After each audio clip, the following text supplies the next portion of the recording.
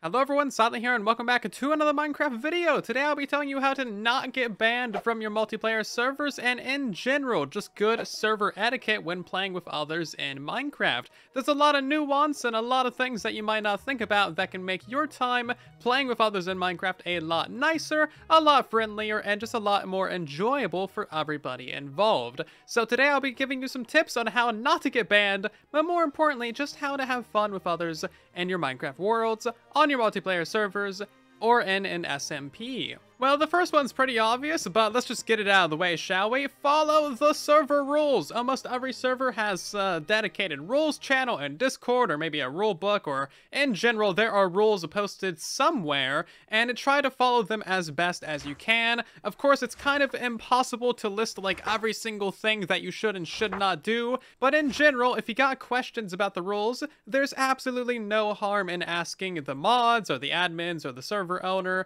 Questions go a very long way, and oftentimes other community members can also help point you in the right direction. If you do find a loophole in the rules somewhere, then just tell your server owners and operators that taking advantage of loopholes is definitely a good way to get on the bad side of whoever runs the server. Something that might not be covered in your server rules, but probably should, is don't trespass. If you're playing on a multiplayer server, there's going to be a lot of bases and houses around the server, and it's natural to want to go and explore, but definitely ask permission of people before you just go poking around their houses and looking in their chests. Looking around their houses and going into their storage is actually pretty rude, and it's definitely a quick way for people to suspect you of stealing things or griefing their bases or just being kind of sketchy in general. So don't go into people's houses, just like real life, and don't go through their things. In addition to this, putting your name on your nether portals, your nether tunnels, and your houses, along with any other builds that you got, is a great way for server members to know whose place they're at. See, like, this guy is clearly trespassing. He just popped out of the portal with absolutely no regard for whose base it is. So rude. To help avoid this problem, you can put a little fence or barrier around your base and then put your name on it. That's also a pretty great way of letting other players know what land you've claimed and where they should and should not build. Another very good thing to be aware of is creepers. These guys are everywhere and they will often sneak up on you. If you do happen to blow one up, then of course you should always repair the damage. If it's in someone's base or if it damages someone else's build, then definitely contact the person that you just blew up their build of. Creeper accidents happen all the time. You should try and repair it as best as you can. Maybe a little bit better than this.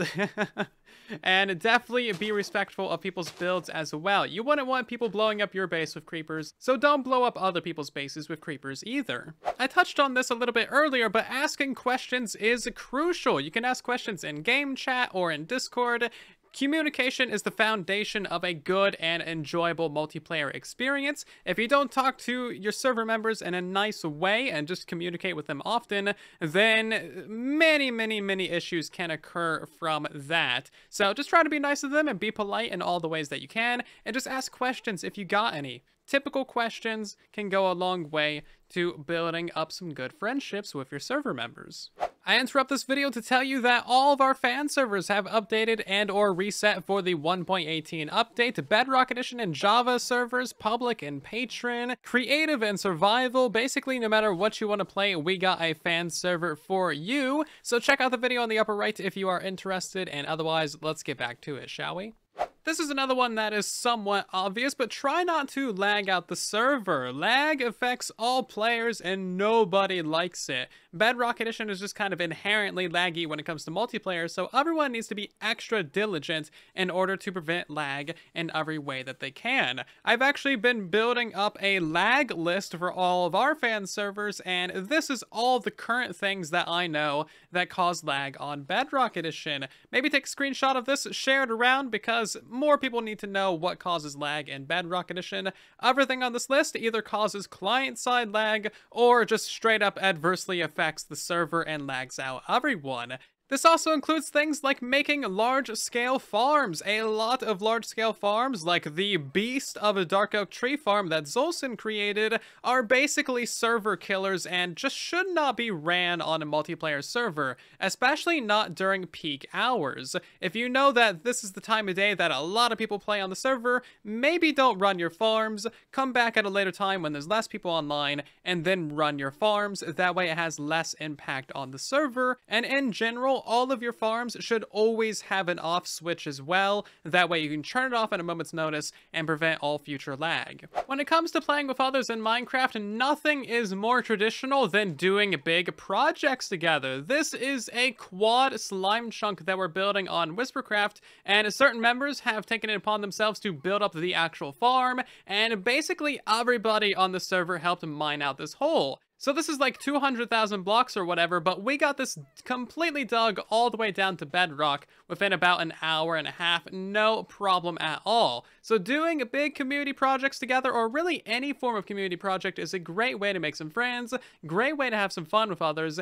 In general, if you're going to be playing on multiplayer, then you may as well treat it like a multiplayer server and actually, you know, play with others, share resources, share farms, share contraptions, or maybe even base together with some other people, instead of treating it like a solo server and just kind of going off and doing your own thing. Honestly, just sharing resources and helping out your fellow crafters is a great way to make some new friends and hang out with people. I'm being spied on. Yeah, I see you back there. I gotta run away. Oh, hi, convenient boat. I'm gonna make my getaway.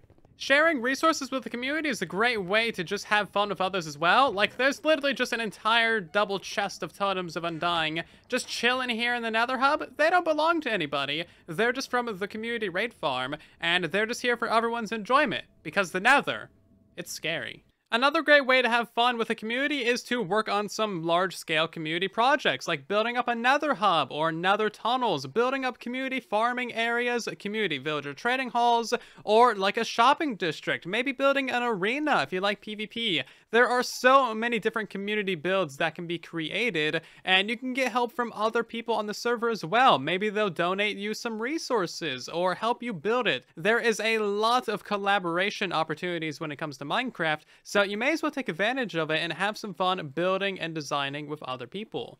And when it comes to Minecraft multiplayer, there's always going to be a couple bad apples. So if you spot someone doing something strange or something that they shouldn't, make sure that you report it to the moderators, the admins, or the server owner. That way they actually know that there's an issue. Like, this person's just straight up pointing a crossbow at me. Threatening behavior. Hi. So if someone steals from your shop, or if you notice some really sketchy, weird behavior on the server, definitely tell the server admins. If there's a grief, tell them. Basically, anytime that anything bad happens, tell the server owners and operators. That way they know that there's actually a problem. You might think that they know about a problem and they're just choosing not to do anything about it, when in reality, they might not know that there's a problem at all, so they don't even know that action needs to be taken. Seriously, reporting issues is one of the best things that you can do to help your server run smoothly and help keep bad apples out of the bunch. Also, reporting issues will like straight up get you on the good side of the server admin, so you're just straight up less likely to get banned if you're reporting issues. Just telling ya, if you don't want to get banned, report people who will then get banned. Yeah, be a snitch, it pays well. Depending on where you play, there's probably going to be different ways of reporting issues, but in general, try not to put it in a public chat because that can have a series of side effects and it might start arguments or whatever. Huge thank you to Dan Kerb for requesting today's video. Dan is a patron of ours over on Patreon and gets some cool perks like video requests like this one. I hope that you've all enjoyed this video greatly and learned a thing or two about how to not get banned on your Minecraft servers, how to play well with others, and maybe picked up a little bit of server etiquette along the way.